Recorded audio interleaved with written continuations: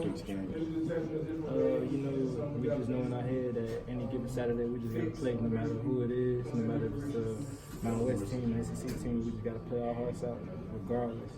So that's how I think about it. It's going to help having Monteric back in the front this week.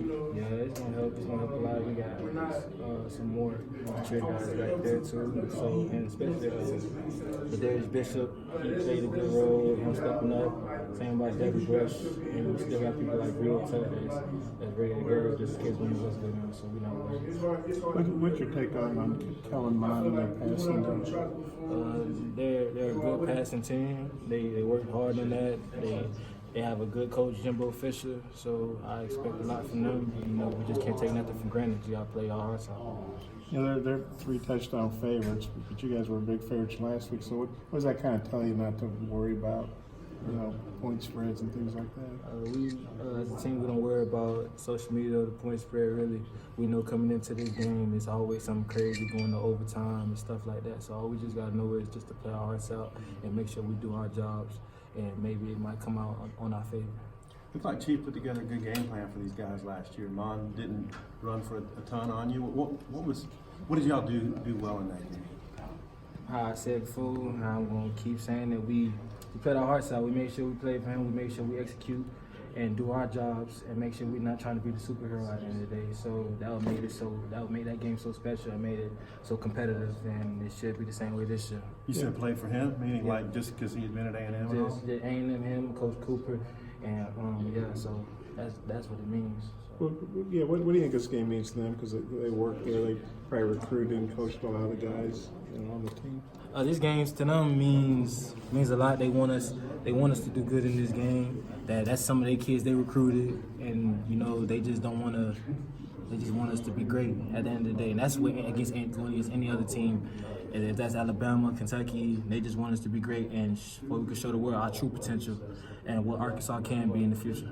But do you think this game needs a little bit extra? Most likely it should. I don't know. What was San Jose State doing to give y'all trouble last week? I'd say preferably they didn't give us no trouble. I feel like we just, as a team and as certain positions, we just didn't execute. We just didn't do the little things right, and that what happened. If we do the little things right and make sure we execute on the big things, we could have won that game. But that game's past us, it's behind us.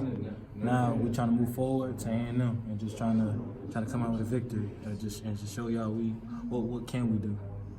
How tough is it to put a game like that, behind you? It's not tough. As for me as a cornerback, I just have to have short-term memory, and especially with that game, it hurts. But at the same time, this football, not any team, just because you have a big name, you're going to come in there and win, and the team's going to lay down. You have to earn it. You have to fight for it. And, from now on, I guess it's a big lesson for our team that every game that we come into, we got to come and keep fighting and execute and put our foot on their neck and don't let them up. You got a scouting report on A&M's receivers and that Kendrick Rogers and Osmond have been pretty good so far. There's some good receivers. I went against them last year, some great receivers. Kendrick, a tall receiver, 6'4", he reminded me of Calvin Benjamin at FSU. Courtney, number 1, he electrifying. Jamar, number 2, he just a big body receiver as well, and he can move well. I give their receivers much respect, but at the end of the day, I just got to play, and they just another SEC wide receivers, something special, just talented. So what's the prep like to try to limit those guys? What's the plan? We just gonna play what we usually play.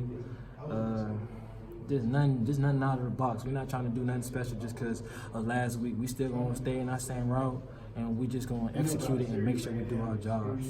That's really it. With mine being a pretty good running threat, I know you're down there, covering your guys. The thought he could maybe take off, break containment. How much is that on your mind that he's a dual threat guy? We just got to be elusive and just be aware at any time, just in case if our receiver running us off.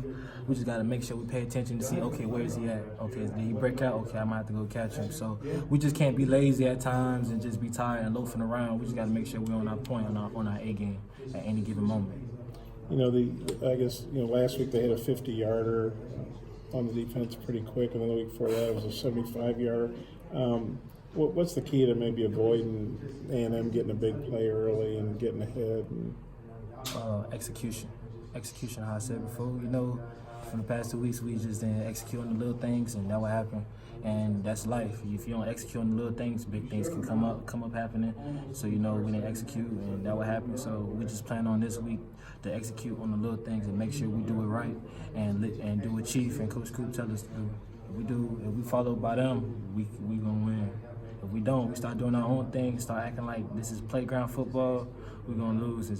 And that's not what we want to do. We're just gonna listen to them, be coachable, be a sponge, absorb everything, and make sure we do it right. What is Chief's mood been like the last couple of days? Has he kind of gotten into you guys pretty good, or Man, he just want us to be great. His mood don't change. Chief is always the same, loving, caring coach. He always scream and yell at us, but it's not in a bad way. It's just he as coachable. As a coach, you gotta sometimes raise your voice so we can listen and pay attention. So I feel like ain't nothing changed. He not being rough on us. He just want us to be successful because he seen the work that we put in. Coach Moore seen the work that we put in on the off season as well, in winter, spring, even summer. So like they know we can be a bowl eligible team. They know we can make, like, possibly one time in the future make it to the playoffs. So they just want us to be great. It's just tough love. At the end of the day, it's nothing harsh. It's nothing personal. They just want us to be great. Yeah, Chad Morris went to A&M. His alma mater. I'm sure you'd like to beat him, but do you have any thoughts about that? I don't. For me personally, I'm from Florida, South Florida. So if we'd have played Miami, like, I got a lot of friends that go to the University of Miami, and I would like to beat them. I like to talk, so I know in his mind he wants us to win and just execute. But just on a fun level, yeah, he want us to win. So as players, we got to play for coach and can't let him down and just try to get a win out for him. I think the A&M game last year in Arlington was like one of the first times you got some pretty good playing time. Is that right? Yeah. So what I guess what's it going to be like a year later? Where do you feel like you've grown? What's it going to be like getting back there? I feel like to me that was my second time playing in Dallas Cowboys Stadium. I played in for an All-Star game, but not that much people was in it, so I didn't know how it would feel. So when that was my second start, and I was still kind of nervous about starting as a redshirt freshman. I came in there and I seen how so many people, so many red and so many burgundy. I'm like, wow, like this is how college football is. Like this is Saturday football. And I just had to make sure I had to execute myself. And now where I've grown is to know where I'm at on the field, look at the down and distance, play physical when I have to, play off when I have to.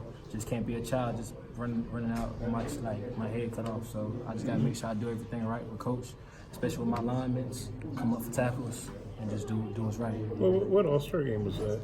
I played in the FBU All-American game. It was just a high school All-American game? Yeah, high school. What was it like going in as a high school kid? That must have been pretty wild. Oh yeah, it was pretty wild. It was Team USA versus Team Canada. Okay. I played for I assume the USA won, right? Yeah, we won. Yeah, we wasn't gonna lose. Yeah, it was something special though. I never first time coming in there, they kept telling me about the jumbo screen, Right. and I didn't listen to them. I didn't pay attention. I'm like, I seen jumbo screens before. It wasn't different. And then I looked at it. I was like, wow, like this is kind of big. Like I like to play Fortnite on this screen. So.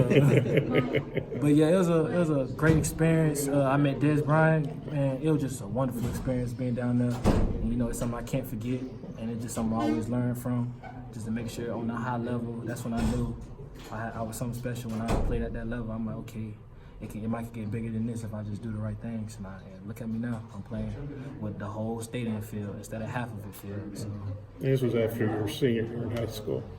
This was coming into my sophomore year. Oh, really? Sophomore year. Coming into my sophomore year. Yeah. That's cool. Yeah. Thanks, Jarques.